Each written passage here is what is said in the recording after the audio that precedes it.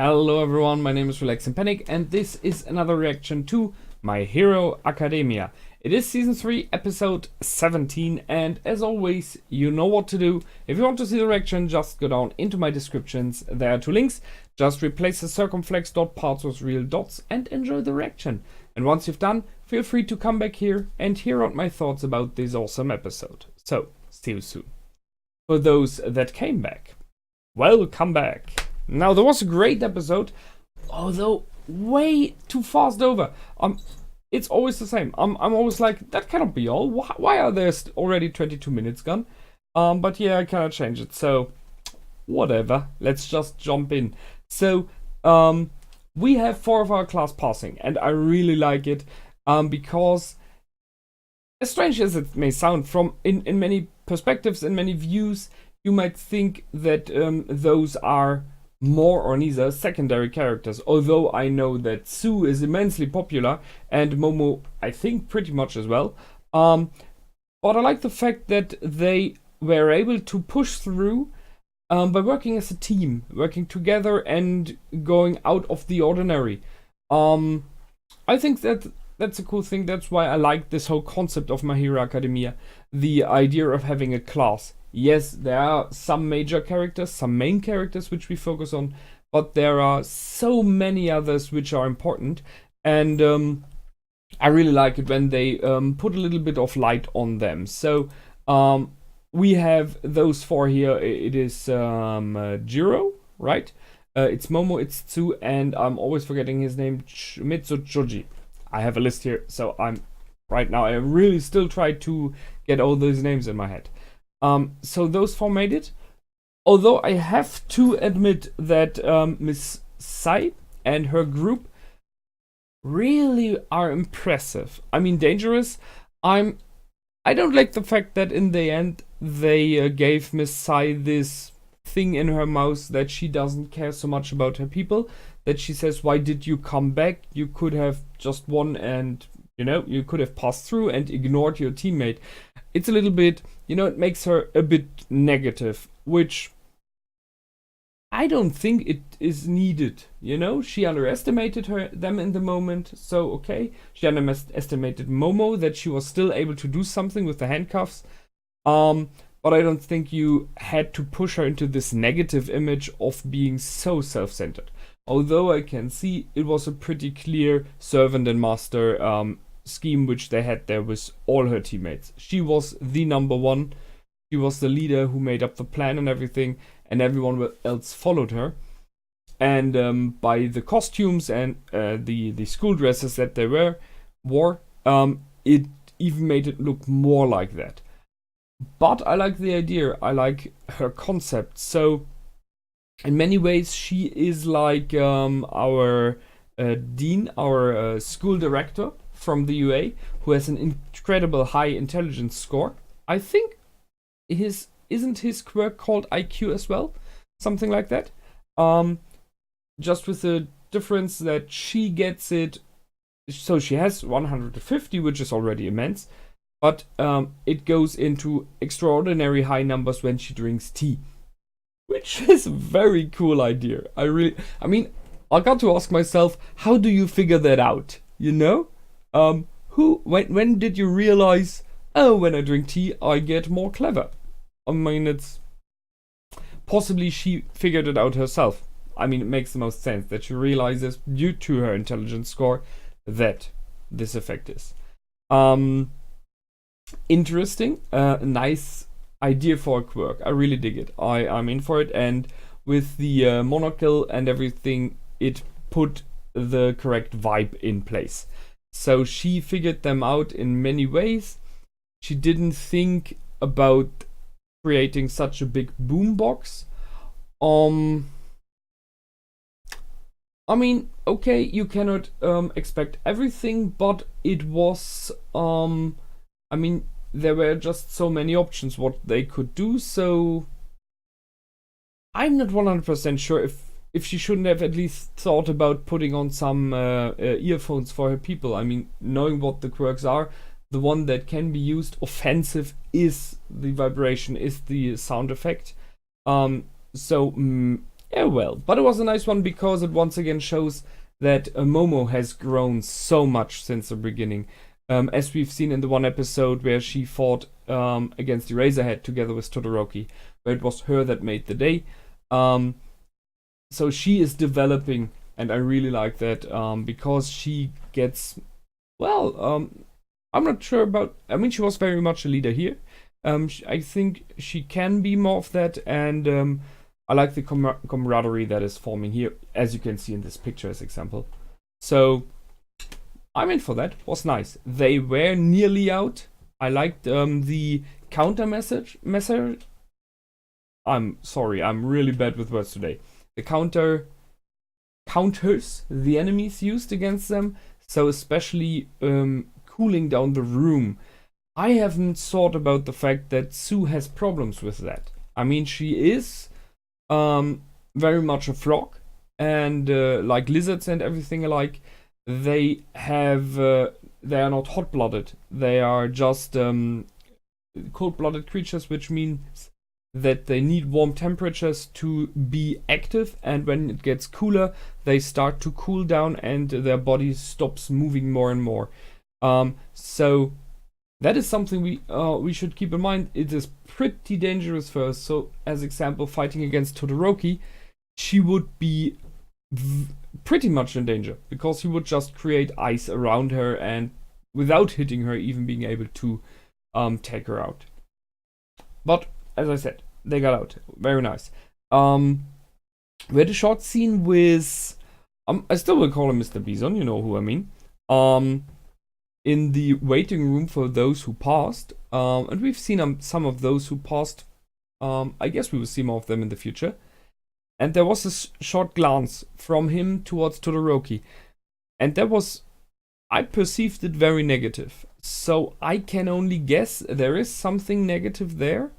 Possibly not about Todoroki himself, I guess. It's possibly something about Endeavor.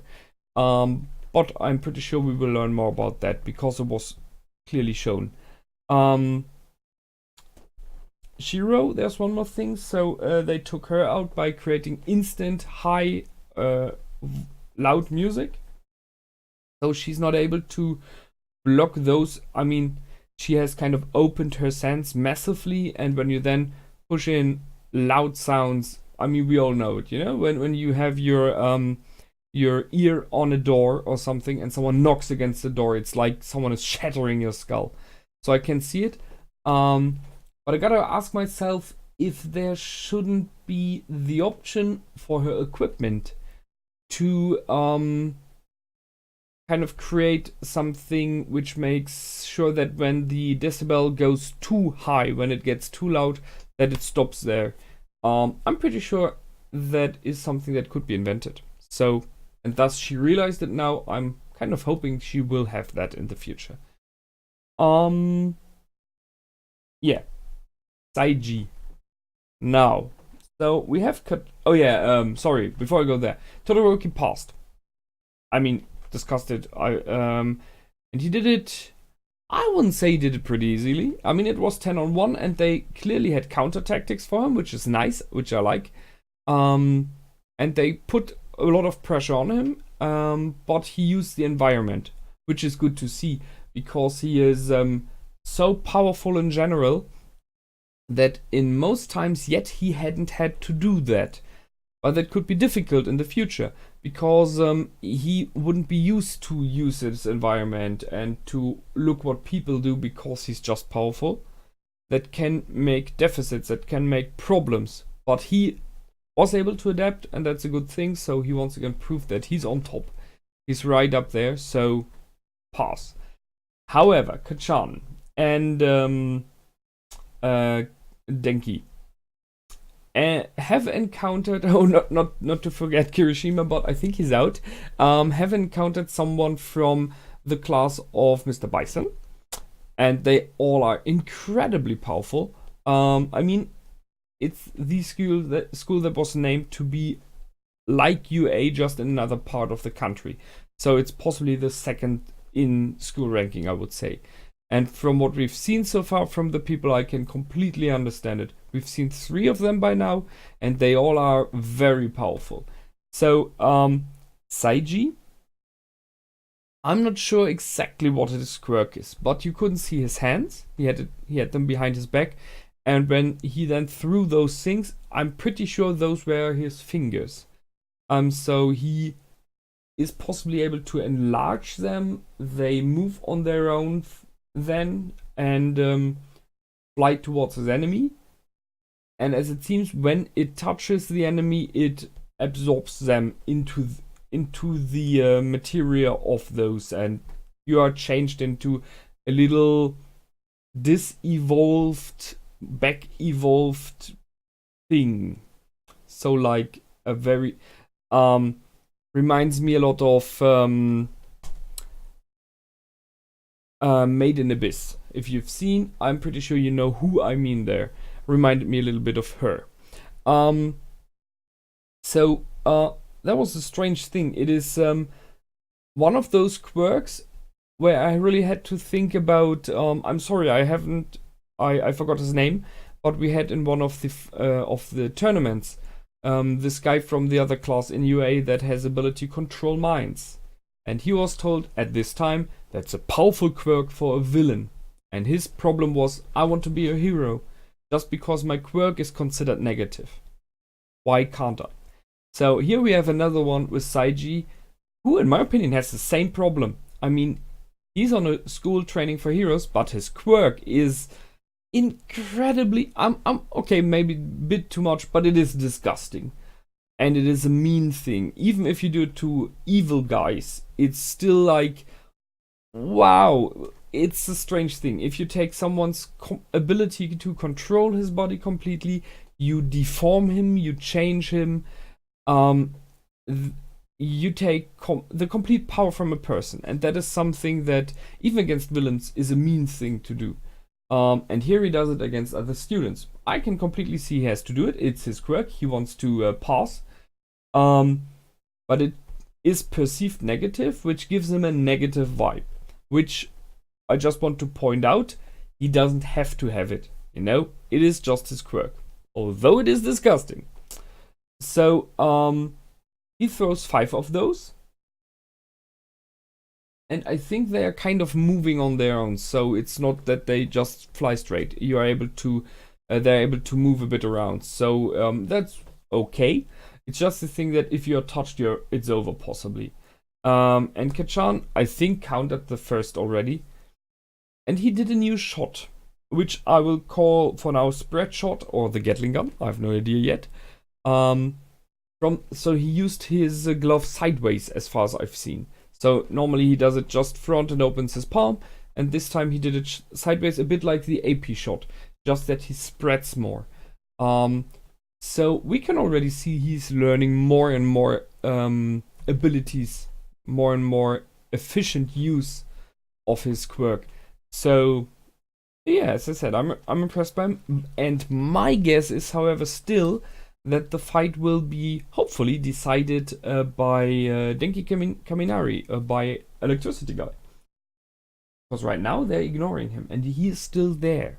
So, might be, just might be. So, we will see next time. We have Deku trying to lure in the people for his 2 teammates,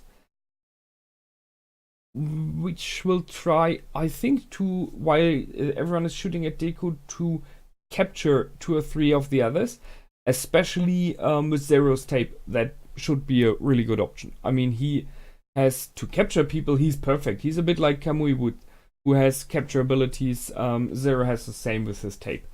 So, looking forward what they will be doing, especially thus there are many enemies and still very powerful ones. So more to come. And we still have the tribune where everyone is sitting and watching, and the interesting discussion between the teacher there, which is still entertaining. So yeah, I'm looking forward to who else will pass. We haven't seen anything of some characters, like as example Mineta. Where I already discussed that I think he will not pass. But we have seen that he's able to do something else. So he has this chain of his bolts. So who knows? Maybe we will see others. and I really look forward to who is able to do it and who is not. So, wild speculations there. That's it for this time. I really liked it, as always. Can't wait for next Saturday. And until then, feel free to comment, like, and subscribe. Feel free to visit my Patreon page if you like to. And I will see you next time. Until then, my name is Relax and Panic. Goodbye and out.